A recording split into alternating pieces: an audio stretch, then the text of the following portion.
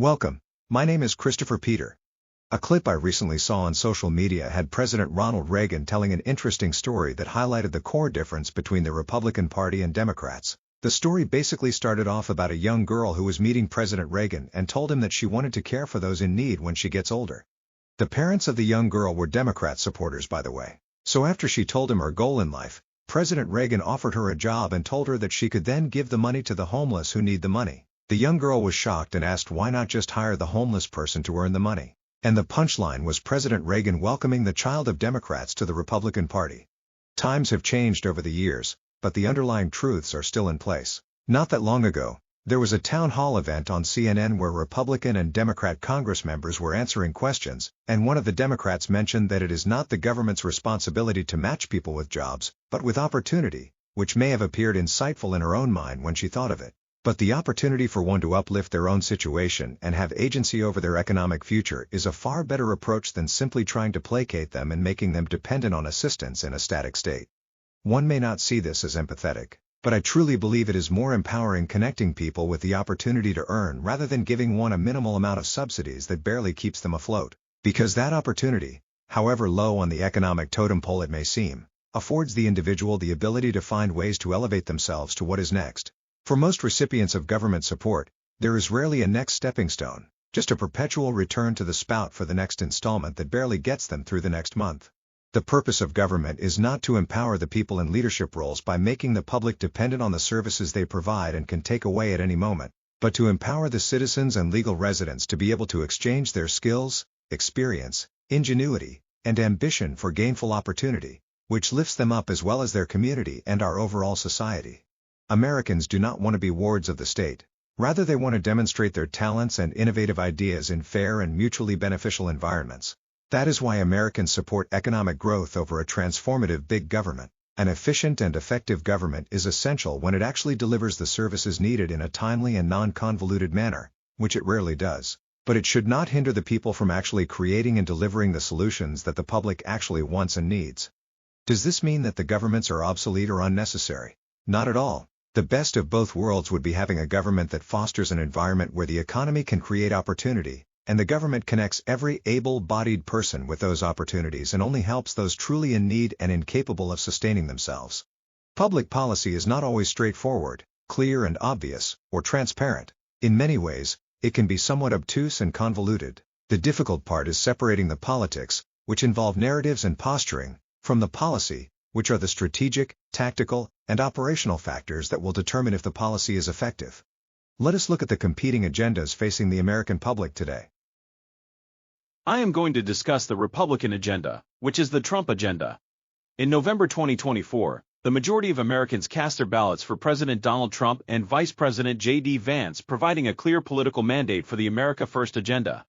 The America First agenda was built on the big transformative ideas of restoring our American economy, reintroducing law and order to our society, protecting our society through national security improvement, bringing back global peace, and changing how the federal government operates. Trump offered Americans big ideas much different from the tiptoe ineffective policies that many of his predecessors offered. First, the economy. Because the economy is the keystone for everything else that happens in our society and, quite frankly, the world. Trump and Vance do not simply want to make modest upticks on gains in gross domestic products or growth on Wall Street indicators. They aim to revitalize the American dream and the economic engine that we all believe exists. Our traditional economic discourse is so myopic when it truly involves true macro and microeconomics because the vast majority of Americans are economically illiterate.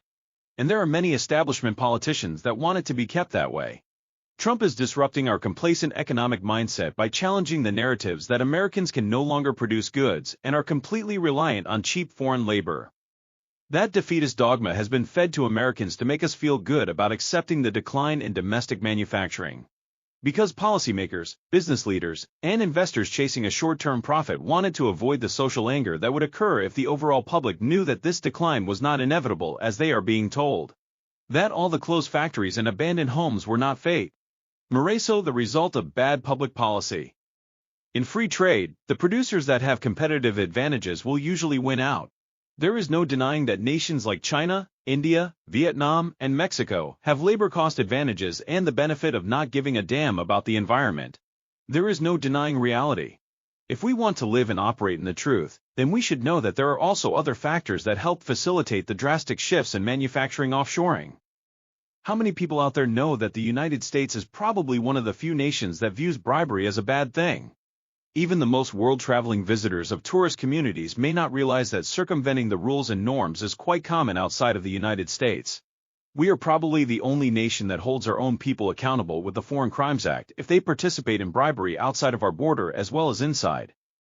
That is important to understand because if other cultures do not view market-manipulating behaviors like bribery as a major threat, then you could imagine how much easier it is for them to pursue other economic actions that could harm Americans, like protectionism and tariffs, market restrictions, purchase restriction, biases and intellectual property rights protections, and other actions that are aimed at protecting foreign markets against American competition. If there was free trade with tariffs, protectionism, currency manipulation, and dumping, then the global markets would probably look different than it does today. But there is no real free trade. Just the narrative that it exists. That is why President Trump sought to boldly rebalance global trade through the use of tariffs, which can be uncomfortable, but is cajoling our economic adversaries and allies to the table to forge a new path towards more fairness. Politically, tariffs are difficult. This takes a long time for the true effect to take place, and there can be some difficulties that occur, providing some fodder for the opposition to criticize as they seek to try to paint a picture that does not exist. But the tariffs, while unpopular, are apparently working, as we entered a free trade agreement with the United Kingdom, are working on one with China, and potentially other nations. Moving on. The biggest disruption to the societal debate over illegal immigration was when Republican governors called Democrats bluff. After seeing so many states decide they want to be sanctuary states, then the state GOP leaders decided to grant their wish and sent illegals to them as they wished. It was very easy for states not on the border and not dealing with the border crisis to stupidly decide to be a sanctuary state. Once people felt the pain and hardship border states were experiencing, then there was a complete change of heart and people came to their senses. Especially when they bore the cost and faced the dangers that used to be easy for the blue elite media markets to ignore. Hard to ignore illegal immigrant camps in New York City, or seeing hotels, motels, and other housing used to address illegals, when many of these people enacting sanctuary policies stepping over American homeless.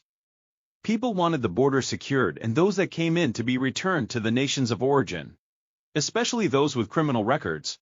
It was crazy to think that the federal government under Biden would actually facilitate the breaking of our own federal law that they vowed to protect. The federal government experienced many gaps in tracking people who turned out they knew about but lost tracking. Turns out that was because the Federal Bureau of Investigation turned its focus to political opponents and organizations that supported morals and humanity. So, people were able to avoid detainment and to be able to pursue crimes because the Biden FBI was turned into a Soviet-style political arm of the Democratic Party. The law enforcement agencies of the United States should not be focused on influencing political outcomes and being involved with events they will end up investigating. They should really be the institution that brings those that wish to do harm to society to justice. Helping fuel political tension or investigate opponents for Democrats is what they clearly were doing, and they should not be. Under the 4 years of Joe Biden, the peaceful world he inherited turned into complete chaos. 2 major wars with the potential of a host of others. Trump ran on ending wars properly, which aims to preserve life and stop the destruction. Yet, Democrats, the former anti-war party, wants the war to continue, attributing any effort to end the conflict to surrender to Russian President Vladimir Putin, someone they did not view as a threat. So many politicians talk about the need for government efficiency. President Barack Obama spoke about it during his time. And Republicans speak about fiscal responsibility. But neither side actually did anything to meaningfully reduce spending, or even address what they even described as a fiscal cliff, creating buzzwords that really do not mean much, but to give politicos space to spew rhetoric. The Department of Government Efficiency is exactly what the federal government needs and what all state governments need as well. They have identified so much waste, fraud, and abuse that will save taxpayers money, and will hopefully lead to the federal government holding the people who diverted tax dollars to pet projects and their own campaigns and pockets accountable through prosecution. Sure, they may fall short of the massive goal, but putting in place the processes and technology that can let government leaders know what is being spent and the impact is important. That is not political, partisan, but practical and appropriate. The arguments against DAGA have been idiotic. Elon Musk is not benefiting from his work here. The people are. He is not an oligarch. George Soros is more of one with the influence he forced upon our communities for his liberal payees. Yet, Democrats did not say a peep when their puppet Joe Biden gave him the President Medal of Freedom. None of them want to explain why Democrats keep getting significantly wealthier by working solely in government. Yet, they want to criticize Republicans who are wealthy before taking office. The American people will be the benefactors of a global economy that will be more open to American products and services. More opportunities. They will benefit from safer communities when illegals are not housed and law enforcement will actually enforce laws. Americans will benefit from not having any global wars that comes with the potential risk of American troops having to be involved. Americans voted for change largely because they realized they could no longer trust the Democratic Party, who sold them the idea that Joe Biden was sharp as a tack, quick-witted, and energetic. And then they saw firsthand he was the complete opposite. Then the same people tossed aside Biden to sell the public on Kamala Harris, who plundered Democrat donor bases and performed worse than Hillary Clinton.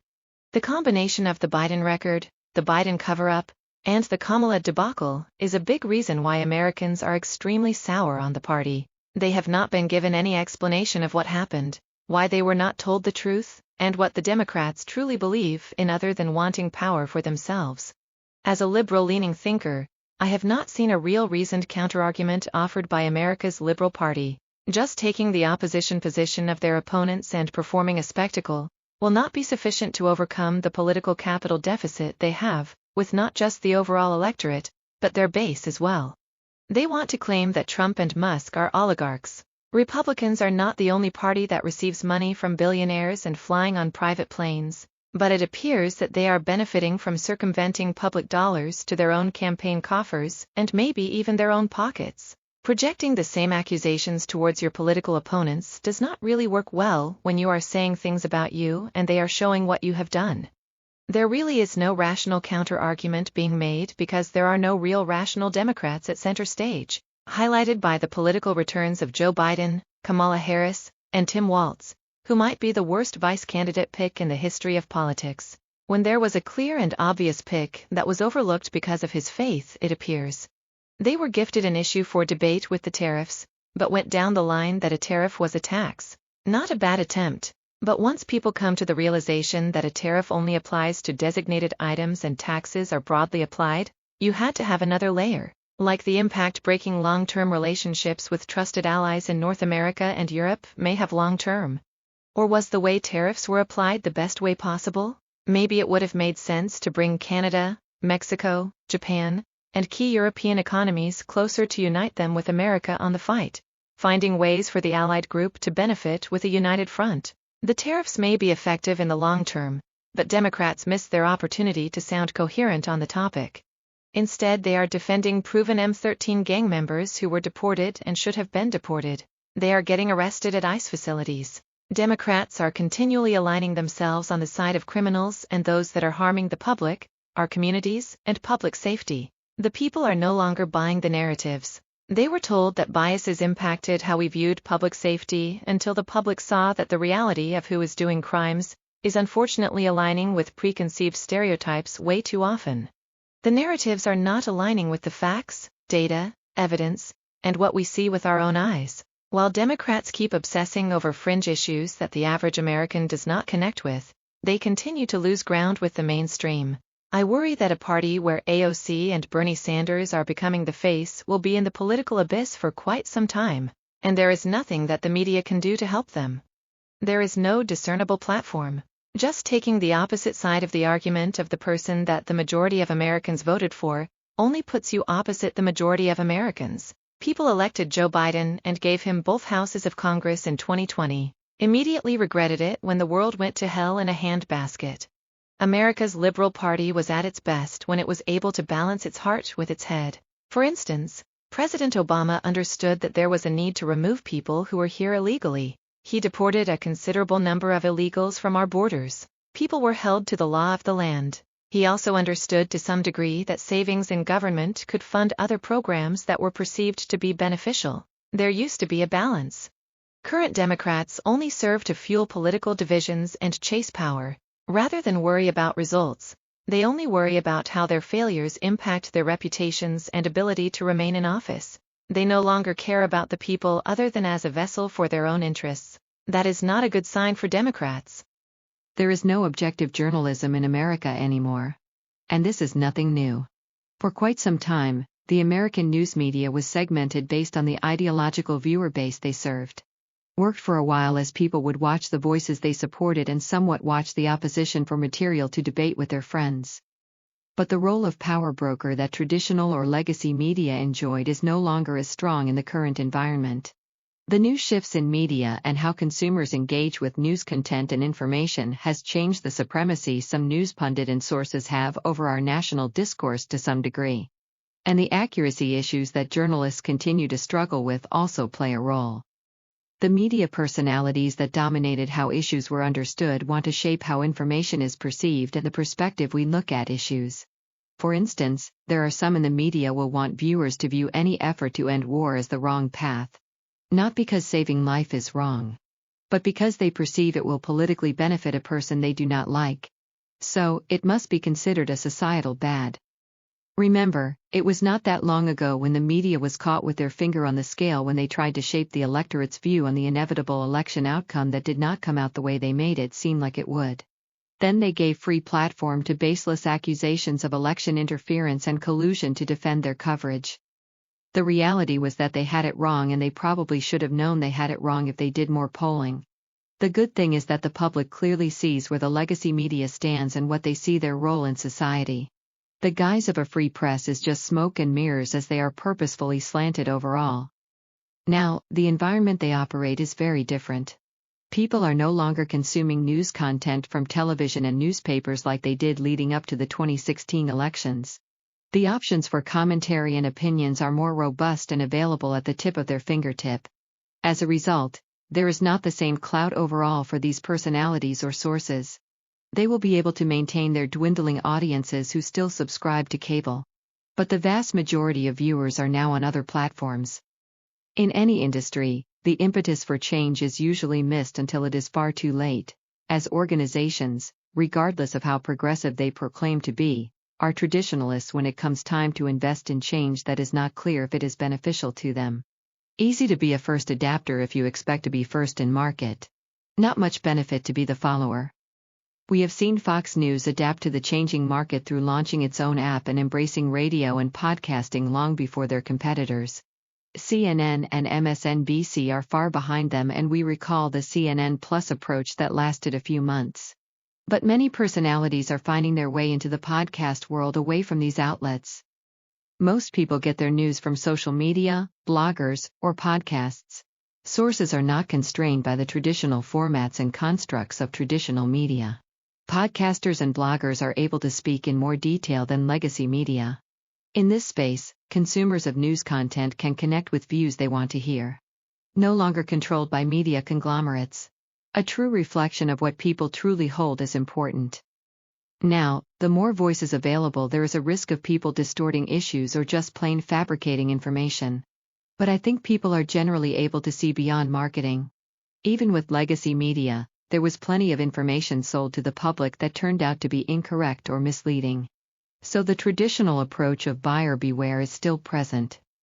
What I find very interesting in the new media environment is the political realignment that you see, as more people who consider themselves liberal are starting to detach from the Democratic Party, or at least the more prominent members of the party, and talking about how their personal views and principles have not changed, but the party itself has moved far away from them.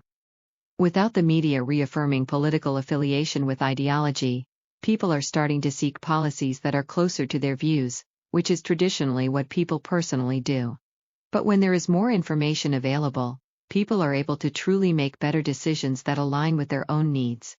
What a free-thinking society does. Society saw past the misinformation and disinformation narrative when information came out that the Biden administration engaged social media companies on what the public should be exposed to. Facebook and Meta founder Mark Zuckerberg spoke about the requests his company received from the Biden administration. So it turns out that there was no real concern about the welfare of the general public. More of a concern about the power over the public. To control what they could learn about, discuss and debate, and to limit how they oppose their policies. A strong contradiction to the image Biden and his team tried to paint of being a defender of democracy by behaving directly opposite of how a supporter of democracy would behave. Legacy media still will try to impact our discourse. See how they are trying to shape how American Catholics should view the new pope? And how they are discussing economic issues from a naive approach in many ways. They are not about having a comprehensive, honest conversation. Rather, journalists nowadays simply give platforms to those that support ideologies that align with personal political beliefs. This person said something negative about the person I like, so I will talk about it as if that person has any expertise on the subject. At this point, legacy media still has a market as their content is clipped for social media distribution. But the days of people making important personal political decisions based solely on their coverage is probably long gone. The media is not trusted anymore. The corporate leaders are trying to change as there are vital advertising dollars at stake. But the market has changed. Legacy media has not lost its voice. To some degree, it sold it. During the election cycle, I recall that leading conservative voice in Ben Shapiro frequently spoke about how President Donald Trump was taking highly popular positions on key issues and avoiding issues that were highly partisan, which helped him appeal to a broader base of supporters and bring the biggest political realignment we have seen in quite some time. I think it is very difficult for any rational person to argue against the agenda President Trump is enacting, as the benefits would be huge for Americans, our economy, and our security. Now, you may fairly argue the approaches, which some conservatives have made, but the goals and objectives are what people voted for and want to happen. Politically, he is also pants the Democratic Party, as their own leadership is completely udderless right now. We know that America will never be completely self-sufficient, but if there are reductions in protectionism, dumping, and trade manipulations, then there will be the opportunity to restore some level of domestic production and lead to a more dependable and secure national supply chain. Both parties knew that long-term trajectory of the status quo, but few really had the political gall to take up the challenge. A president on his second term with a loyal base is the perfect person to take on a challenge, especially the challenge of finding efficiency in government. We all knew that a fiscal cliff is coming and that the percentage of the national debt due each year is taking up way too much of the federal budget. The tiptoeing around the issue needed to end. Those calling for raising taxes in the past had no intention of putting funds towards the debt, and those calling for spending cuts would protect their interests. The end of global conflicts is a positive regardless of what party you are affiliated with. At this point, the victor has been already decided in both conflicts. Ukraine is in a really bad, challenging position, and Hamas need to do the right thing and free every remaining hostage and give the bodies for the ones no longer alive to the families for them to have closure. The status quo of letting them fight it out was costing so many lives to be pointlessly lost, especially when the outcome is clear. There does not appear to be any party that felt that Ukraine could win. While I get the concerns over whether Russia can be trusted in the future, if every party holds their end of the bargain and our European partners wake up and realize their need to live up their end of the bargain for the whole collective defense, there can be a real deterrent. Immigration is a net positive for our American society. But illegal immigration is something we cannot allow to happen at the level it occurred under Biden or even under Obama, who at least sent some back. The Republicans opened the eyes of Americans on the issues, as many of us are not on the border and did not live their experiences. The worst of the bunch need to be removed.